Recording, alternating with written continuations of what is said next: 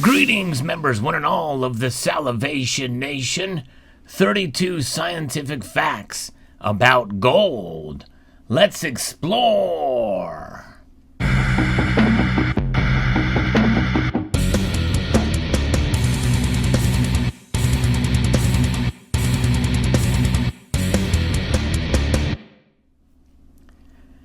This is a brand new series that I'm doing, inspired by a posting by Gainesville Coins. They have a list of different facts about gold. I thought it was pretty intriguing. And so I thought I would take those facts and make it in video form and add along with it some commentary. And of course, what gold video would be complete without actual gold coins and gold in the videos here. So we're going to take a look at this. And thanks for the inspiration from Gainesville Coins. So the first fact is the chemical symbol for gold, most of us know, is Au. Yes, indeed. And the number two is it comes from the Latin word for gold, which is aurum. That's A-U-R-U-M, aurum. And the third fact is, you guessed it, gold's atomic number, 79, which means it's the 79th element on the periodic table. And more atomic facts about gold is that its atomic weight is 196.966 atomic mass units. And the actual structure of the atom itself is that it has 79 protons, 118 neutrons, and 79 electrons. Makes it a very stable element there. Gold melts at 1,947.97 degrees Fahrenheit. Now in Celsius, that's 1,064.43. The number 7th fact is the density of gold is 19.3 grams per cubic centimeter. That means it is the second most densest element that is traded on the commodities exchange, platinum being number 1. And so that sets it apart. You can tell when you hold an ounce of gold in your hand, you can really feel that weight to it for sure. And it is a beautiful metal indeed, and it is a dense metal showing its value when you hold it is something of substance. The 8th fact is gold is one of the few elements on Earth that can be found in a pure state. In fact, if you travel along the deserts of Western Australia, maybe similar to the area where this kangaroo is hopping in Australia, you can find almost pure gold nuggets. Up to 23 karat gold nuggets can be found in Western Australia. And other places too, to find gold in its pure state. You don't see much silver in that regard. Here's another fascinating fact, number 9, that pure gold is soft enough to be molded by hand. In other words, if I were to crack one of these things open, I could probably bend one of these coins, especially if it's a little bit thinner. Now, the smaller and thicker it is, like the Canadian maple leaf, which this coin is the smallest diameter and largest, and the thickest bullion coin on the market today, this one would be harder to manipulate. However, I have actually dropped one of these in the past and dented it, and that was not a fun time for sure, but just goes to show you how malleable it is. And that means that it is another benefit to adorning different items. Gold foil can be, and gold plating can be used in many different areas, even including architecture, and it has been used in architecture. Some Capitol domes are plated with gold, and other areas and other famous landmarks as well can have gold adorned elements with them. Of course, we see gold plating a lot of different things, including what's known as a racketeer nickel in the late 1800s, where there was a nickel that didn't have the word cents on it, and so you plated that with gold and you could pass it off as a $5 gold piece. A noble metal, gold is chemically inert. And that is essentially kind of the definition in fact number 10. And so it is inert. It does not react with the environment, which is another reason why gold is used in space. Now, fact number 11 is that pure gold is odorless and tasteless. Now, I have smelled my gold, but I can honestly say that I've never licked my pure gold coins. So I cannot vouch for fact number 11, but my guess is because it is inert, it would not emit anything that could be sensed with your nose or your tongue. Number 12, even though it is odorless and tasteless, it is edible and it's non-toxic. In fact, this is why you see gold adorning not only very elaborate structures and furniture and coins, gilding and the like, but also food. So that means that you can eat it with a gold foil over your steak or a donut. You've seen me cover stories about those type of items. And colloidal gold is another thing as well.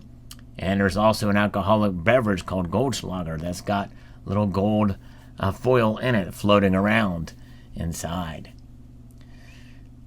Gold is hypoallergenic for factoid number 13, which is pretty good. That means you're not allergic. Most people are not allergic to gold. However, I do know somebody whose wife is allergic to gold.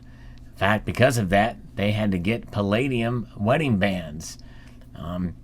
Now, I don't know exactly when they were married, but more than likely it was before palladium skyrocketed in price. Number 14, it takes a special mixture of 1 part nitric acid and 3 parts sulfuric acid called aqua regia to dissolve gold. And there's a famous story about a Nobel Peace Prize where that had occurred, and I posted a video covering that story as well. Quite fascinating. They had to hide the gold, the Nobel Peace Prize from the Nazis. It was just a container full of this liquid aqua regia, this dissolved gold. Probably looked like urine. Nonetheless, factoid number 15, gold is thought to have originally formed in our galaxy from the collision of neutron stars or from supernova. And that is, again, that fact is, well, that's what they think. So in other words, people think that it was originally formed from the stars. Probably was, but I guess it's not been proven completely yet. Number 15 is scientists believe most of the gold on Earth came from meteorites bombarding the planet more than 200 million years ago. Again, that's one that it is a fact that many scientists believe that most of the gold on Earth came from these meteorites, which originally maybe could have come from stars before, so long ago. But no one really knows how old the Earth is, or even how old the universe is. So that's why I'm glad they qualified that statement. But it is a fact that many scientists believe that. Number 17, another theory says that some of the gold in the interstellar dust that formed the Earth did not sink into the core. Instead, it circulates within the Earth's mantle and sometimes is pushed up into the crust. Now, that theory would be interesting to see if more gold does come to the surface through maybe perhaps a massive volcanic explosion. Who knows? If the Yellowstone Park explodes in a massive volcano, well, it may destroy much of the Earth's population and kill many of us off. It may provide a new mine for gold. You never know. Fact number 18, a 2013 study suggests that earthquakes may create gold veins. Earthquakes release pressure on heated water in faults deep underground. The water can vaporize, leaving gold particles in the cracks.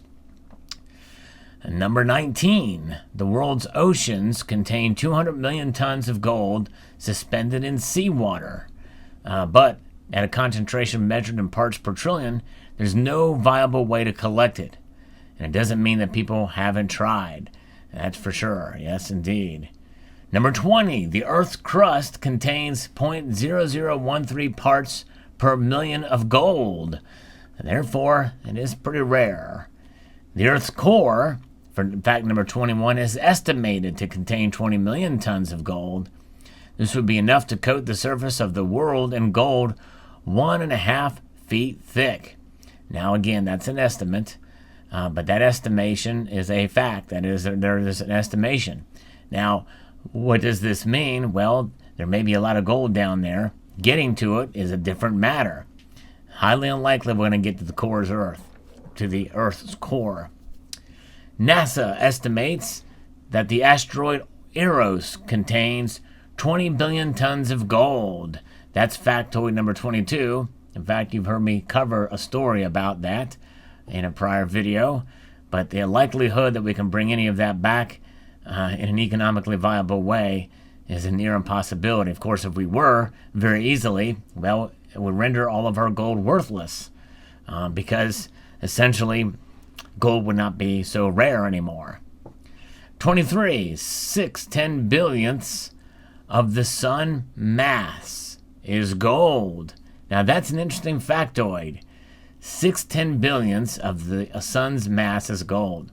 If we could harness that, the sun is a very large body. Well, hey, that'd be a lot of gold we could take away, but good luck getting anywhere near the sun to be able to collect that gold. Number 24, 1 cubic centimeter of gold weighs 0.043 pounds. That's 0.019 kilograms. Shows how dense it is. 1 cubic inch of gold weighs 0.698 pounds. So that's factoid number 25. Fact 26, 1 cubic foot of gold, which is 12 inches per side, weighs 0.6 tons. Gives you a better idea of exactly how thick gold is, or how dense it is. So if you were to expand that cube by 2.2 inches per side to 14.2 inches, and the weight nearly doubles to 1 ton just by that little increase. That's fact 27. That's remarkable to think about. Number 28, if you had a goose that really laid golden eggs, each egg would weigh around 2.9 kilograms. That's about 6.4 pounds. Much heavier than that goose, that's for sure. 29, a single standard ounce of gold can be pulled into a thread 50 miles long. So think about this. This, I think, is the largest diameter gold coin that is in front of us right now. 1 troy ounce. This thing can be stretched into a thread 50 miles long. Pure gold. Wow. That shows you the malleability of gold. Number 30, the average human body contains 0.2 milligrams of gold. So like it or not, even if you hate gold, you are indeed a gold stacker. It's just within your body. Factoid number 31. Eucalyptus leaves can contain gold. Gold nanoparticles are deposited in its leaves when the roots of a eucalyptus tree penetrated underground gold. Interesting. Wow. Imagine mining gold from eucalyptus leaves. And number 32, which is something that I'm sure that nobody watching this video has, or else they wouldn't be watching this video, and that is Aurophobia. Aurophobia is the irrational fear of gold. Well, let me get this out of your way. All right, there you go. All right, are you still scared? No gold in front of you. Let me calm your fears. Time for your safe space. Not anymore. Now it's all back again. It's time for you to be frightened of the gold. There it is. All right.